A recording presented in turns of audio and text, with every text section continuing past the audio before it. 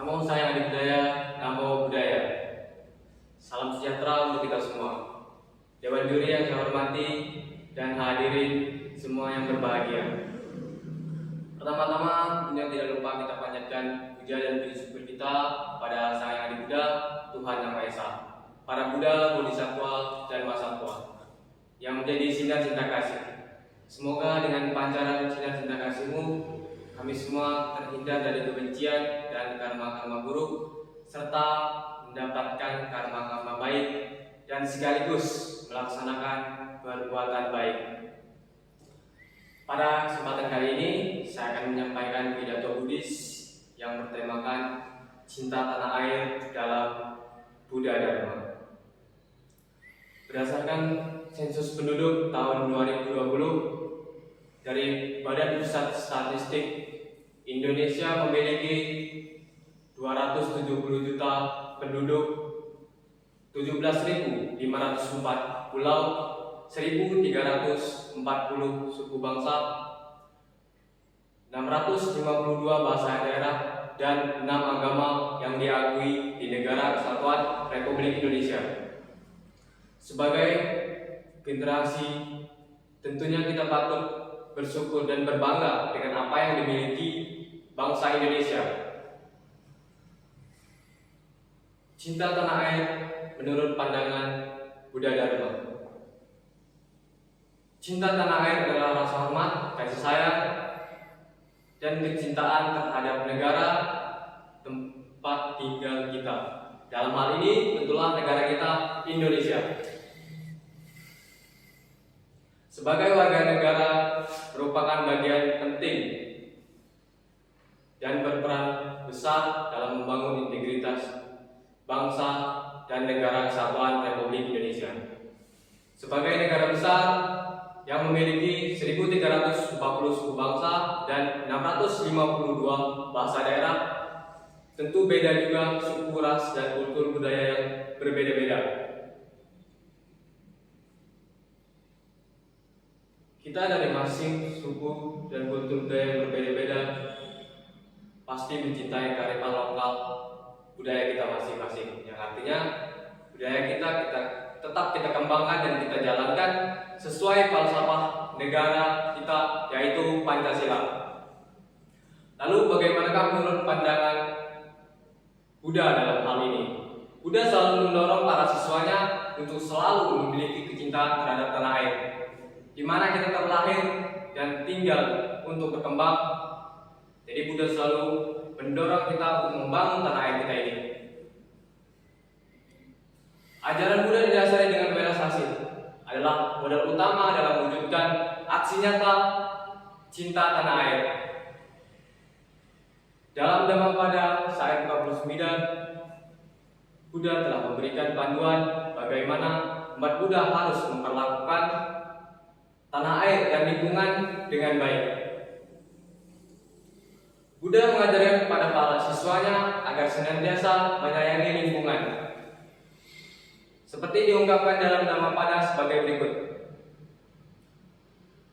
Bagai seekor lebah yang tidak pernah merusak kuntung bunga, baik warna maupun baunya, pergi setelah memperoleh madu.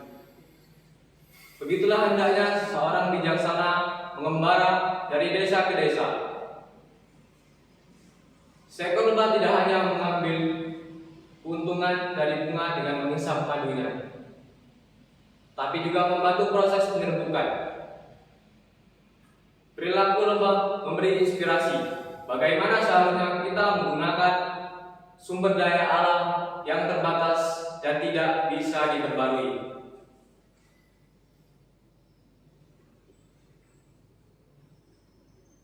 Bagaimana penerimaan tradisi menurut ajaran agama Buddha? Buddha adalah guru welas asih yang piawai dalam membabarkan dharma. Untuk orang-orang dengan latar belakang kecenderungan yang berbeda-beda, disebutkan bahwa Buddha telah membabarkan dharma sebanyak 84.000 ajaran. Setiap orang tidak diharapkan mempraktikkan dharma dengan perilaku atau sikap yang sama. Dengan demikian, pengikut Buddha menyambut baik keanekaragaman Buddhis ini yang berkembang dengan latar belakang dan budaya yang berbeda-beda. Meskipun banyak dharma yang dibebarkan, tetapi saling terkait dan mempunyai tujuan yang sama, yaitu mencapai pencerahan dan pembebasan bagi diri sendiri maupun makhluk lain. Buddha bersabda, sebagaimana samudra yang luas punya satu rasa, rasa asin, demikian pula dalam ajaranku hanya ada satu rasa, rasa pembebasan. Lalu beliau memberikan pesan kepada para biku, saya izinkan mempelajari Dharma dengan bahasamu sendiri. Artinya kita boleh mempelajari Dharma atau mengartikan dengan bahasa kita masing-masing karena itu lebih mudah untuk kita pahami dan kita jalankan. Buddha membabarkan Dharma dengan penuh cinta kasih, universal, tanpa membedakan suku, ras, dan keturunan.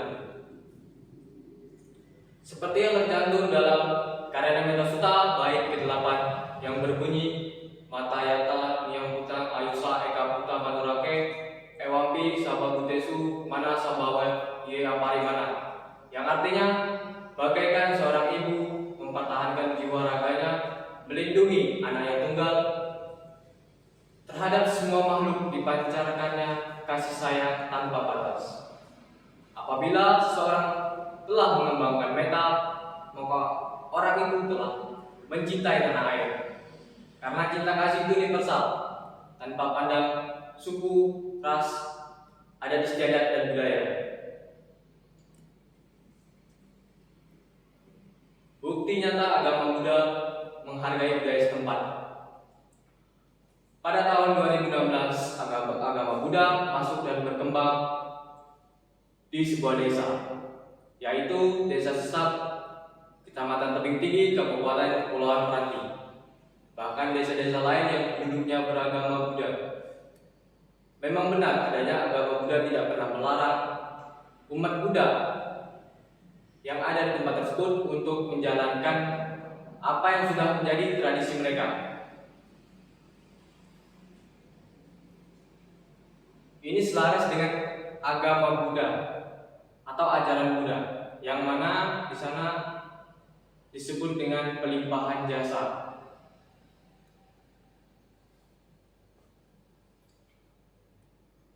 Dan kemudian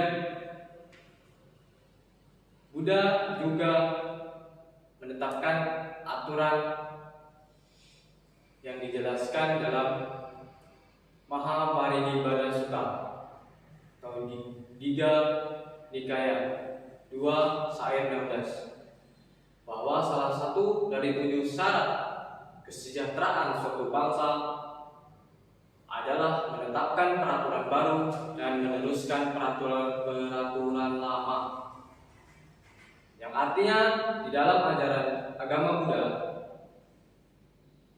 selain kita menjalankan peraturan yang ditetapkan oleh pemerintah, juga tetap menghargai peraturan lama, tradisi masyarakat yang berkembang secara turun-temurun, dan ini bermanfaat baik bagi orang lain. Hal ini juga dijelaskan Buddha dalam Kalama Sutta atau Anguttara Nikaya 3 Sair 5.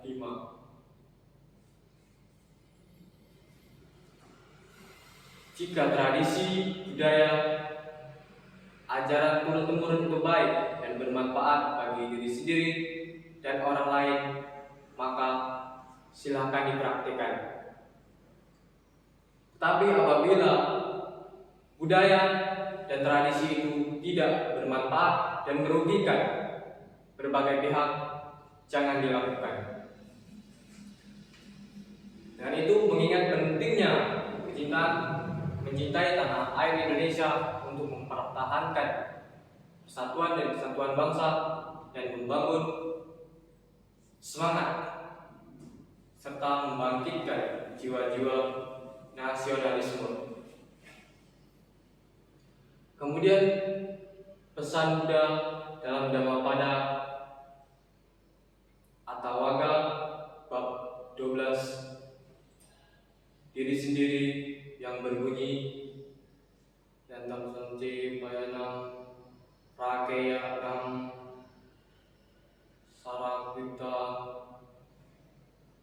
Titamyam Nayam Prajeya Padito, yang artinya apabila seorang mencintai dirinya sendiri maka ia harus menjaga diri sebaik-baiknya.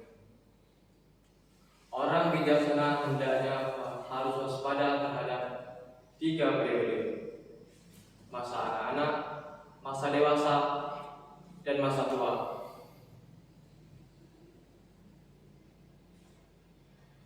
Dari apa yang saya sampaikan adalah wujud aksi nyata mencintai tanah air, mengembangkan budaya Dharma, dan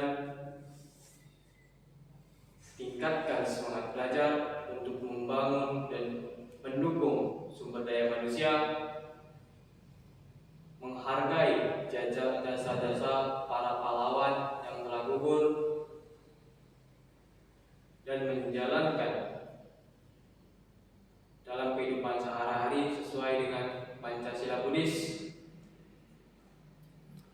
dengan tujuan untuk menjaga toleransi beragama, menjaga kerukunan, dan juga menjaga keutuhan NKRI. Demikian pidato yang saya sampaikan. Semoga dengan apa yang saya sampaikan bisa bermanfaat dan memotivasi teman-teman semua. Dengan itu, apabila ada perkataan saya yang kurang berkenan, mohon dimaafkan. Saya akhiri. Sampai sota bawantu sukitata. Semoga semua makhluk hidup berbahagia. Salam, salam, salam. Namo